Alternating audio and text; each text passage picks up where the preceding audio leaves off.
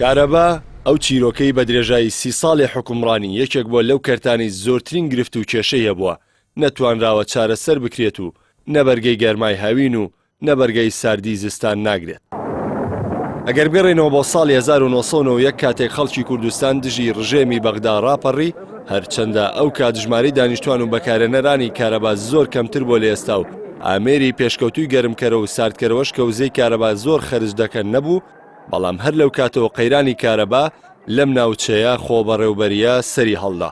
لە ئێستادا وێ ڕایتێپەڕبوونی نۆ کابینێ حکوومەتی هەرێم قەیرانی نەبوونی کارەبا و گرفتەکانی ڕۆژ دوای ڕۆژ زیاتر دەبێت و هەر کابینەیەکیش کە تا ئێستا تۆ بەڵێنی چاکردن و تەنانەت چارەسەرکردنیشی داوە، بەڵام دوای تاوابوونی ماوەکەی بۆ دەستی کابینەکەی دوای خۆی سپاردووە.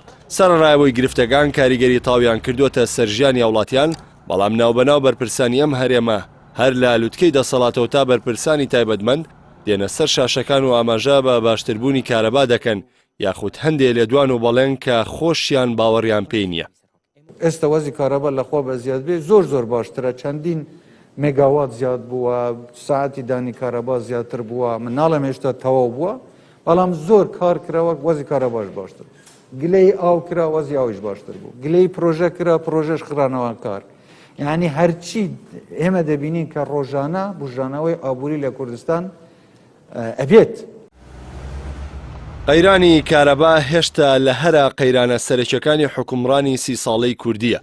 کاتێ بەرپرسێکی باڵای حکومەت دەڵێ ئەم کارەبا 24 سەعاتیەت لەکوێ بوو، بیری چووە نەک ئەو کاتەی ئەو قسەکەی تێدا کردووە. لە ئێستاشدا بە کارەبای مۆلیدەشەوە هیچ ماڵێک جگە لە ماڵی بەرپرس و کاربەدەستان کارەبای 24 سەعاتی نییە.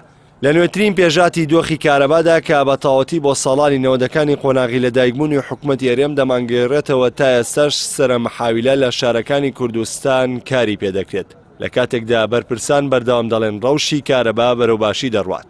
خۆش شتێکی مستحیل ماداوا نەکردیە، لازم ئێمە مەمنونی ئەو خەڵکە بن چونکە ئێمە تەمسیلی وان دەکەن و وان دڵنیا دەکەم.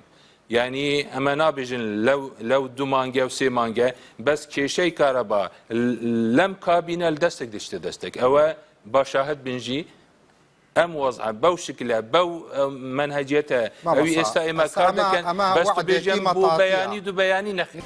مەسئولی سیاسی تریشمان هەبوو وعدیا و کارەباتی لەو کابینە و ئەمن دڵنیاتان دەکەم چونکی جدیەتی سەرۆکی و حکومەت جێگیرەکە ئەندامانی ئەنجومەن ئەمن دەزانم چەند جددی نەبوو چارەسەرکردنی ئەم کێش. یعنی لەم کابینە کێشەی کارەبا حەل دەبێت. نابژمەتە بەس ئەمن متأکدم 90% تەواو دەبێت. 90% کێشەی کارەبا حەل دەبێت. لە ئێستادا هەرێمی کوردستان خاوەنی کەمترین کارەبای خۆیەتی بۆ دابینکردنی ئەو بڕێ ئێستا دەدرێ بە وڵاتیان پشتی بە کەرتی تایبەت بەستووە. بە نمونە تەنها کۆمپانیای ماسکە خاوەنەکەی وەبەرهێنەرەکە بە ناوی ئەحمەد ئیسماعیل بەو شێوەیە ڕێکەوتون لەگەڵی نزیکەی 4000 مێگاوات کارەبا لە شارەکانی سلێمانی و هەولێر و دووەک بەرهەم بێنێت، بەڵام لە ئێستادا بۆی ئەوەی حکومەت سوتەمەنی بۆ دابین ناکات ئەو ڕێژەیە بۆ نیوە زیاتر دابەزیوە. 60% کارەبای هەرێم کۆمپانیای ماس دابینی دەکات و حکومەت لێی دەکڕێت، بەڵام تا ئێستا زیاتر لە 5 میلیارد دۆلاری ئەو کارەبایە قەرزارە و نەیداوە، لە کاتێکدا حکومەت ماگانە پارە لە بەشەکانی وەردەگرێت و قۆناغ بە قۆناغیش لە سەریان گرانتر دەکات.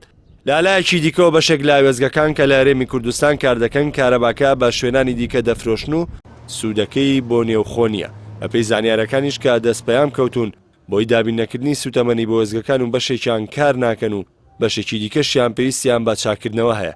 ئەگەر حکومەت ئەو قەرزەی کۆمپانیاکان نەداتەوە لە ماوەیەکی نزیکدا بەشێکیان لە کار دەکەون و بەرهەمهێنانی شتیاندا ڕادەگیرێت، کەواتە کابینەی نۆش لە مانگ و هەفتەکانی کۆتای نزیک دەبێتەوە دۆخی کارەباش لە جێی ئەوەی بۆ پێش بڕوا بەگدادەنێ.